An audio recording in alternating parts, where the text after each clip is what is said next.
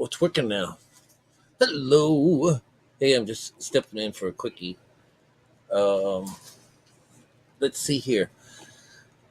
Um, I've been listening to the Tao Te All right, I'm beginning to know how to spell it correctly, but it does come as a Tao or a Tao. A Tao Te Ching. Tao is God. The Te Ching is either life or love. All right. Here I'm going to X you down. I want you to listen to this. I'm going to turn it on. See, there you go. And let's listen to chapter 11. All right.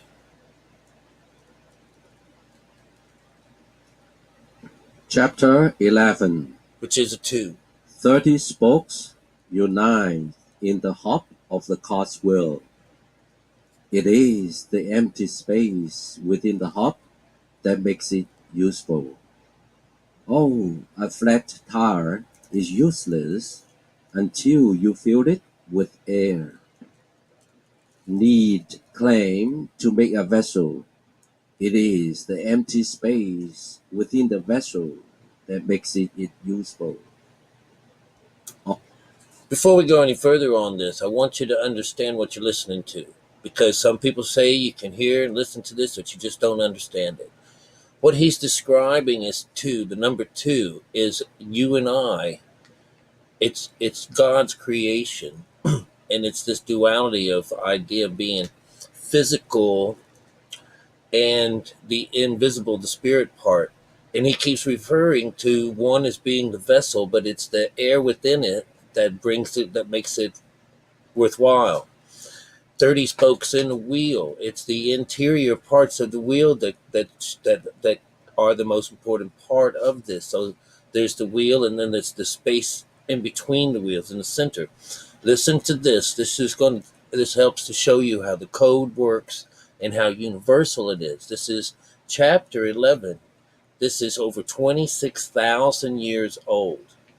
Okay. I'm sorry, you might have to go back if I messed up this thing, but it's going to start now. Oh, a broken bowl is useless, for it has no space for the maze. Cut out doors and windows to make a room. It is the invisible air within the empty space of the room that makes it useful. Oh, a shattered house is useless, for it has no space. Oh, a house on the moon is useless, for it has no air. Therefore, benefit comes from what is It's invisible. invisible, usefulness Usefulness. comes from what is invisible. Chapter 12. All right, if we want to listen to this, this should be about Five coming together. colors make our eyes blind, so we can't see the simplicity of Tao.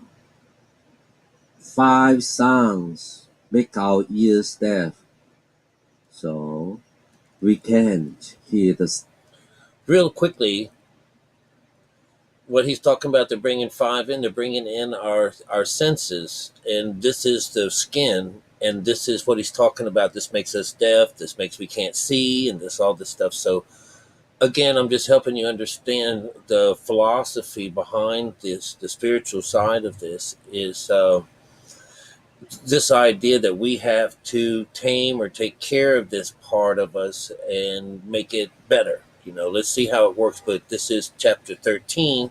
13 is going to be the combination of both the God's creation, which would be you and me, or the physical and this invisible, with the ultimate. All right, let's see. silence of Tao. 5 flavors make our mouths down, so we can't taste the purity of Tao. Chasing and hunting make our minds mad, so we can't be one with Tao. Precious things lead us astray, so we can't walk on the path of Tao. Too many desires make us depart from the moderation of Tao. So the sage keeps to his belly, not his eyes. Oh, the belly has a Tao ball, not an eyeball. Therefore, the sage can avoid outside distraction and retain his inner peace. Beautiful. Anyways, remember we're trying to maintain inner peace, and that's that idea of trying to bring everything inside, or one, two, and three. Here, I'm going to tired of talking to the thin air. Hello there. Yeah, I'm over here banging out some tins for some paintings. I do these little paintings. I call them candy bars. Sweet little paintings, and they're done on little roofing shingles. But I put a little bit of effort into them so they look like, fine art painting on tin shingles. And you get a real piece of Key West, you know. So this is what I'm doing while I'm just sitting here listening. This one I've been hearing them over and over and over again, but this one just struck me again, and I said I would love to show you guys that when they talked about chapter 11, they were really talking about the vessel and what's kept inside the vessel. And in earlier stories, when we're talking about who is it that when it comes down to the gold in the temple, is it the gold in the temple that is so important, or is it what sanctifies the gold, what actually the temple itself? And this was a question, and to trick you up, people think that it's going to be God, the gold in there would be the most important part of it. But as the story would go on to tell us, he says, oh you fools, you just don't understand that it without you, God's temple could not exist. And so this is a direct reference to, it has nothing to do with what's on the outside. And the Bible even says that he doesn't dwell in temples or buildings that are made by hand. All right. He dwells in temples that are done without man's help or hand in it at all. That this is something that was done in complete silence. Not even a tool was used on this. So you'll see that this is just something that can't replicate. This is where God dwells. It's inside of us. All right. There was not a hammer or a chisel, at least not on me or not on a good number of us.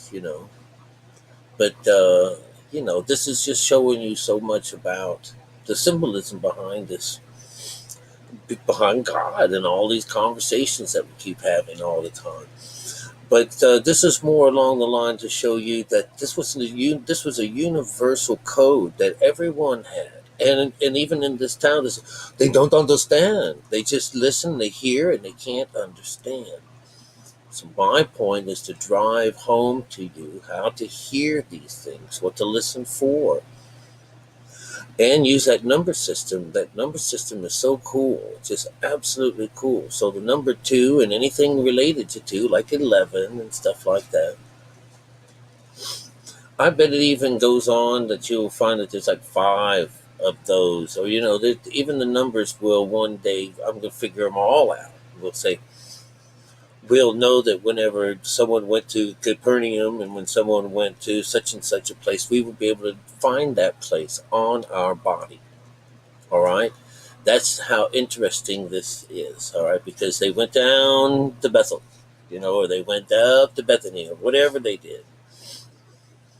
Of course, there's going to be a whole lot of in-betweeners because they repeat themselves a lot because, they are just a bunch of stories. There was not this is an epic story, this final testament, but all of these books all together in the Bible are independent stories that actually, share some things together, don't share other things together, but what they all share is this code, making them all brothers and sisters in the Lord, in the workings of the Lord. When it comes down to it, this code is underneath everything that says anything about this higher conscious and this marriage between the right and the left sides of our brains. It's the coolest stuff on earth. All right. Just thought I'd share that with you. Tao De Jing, Chapter 2. Give it a listen.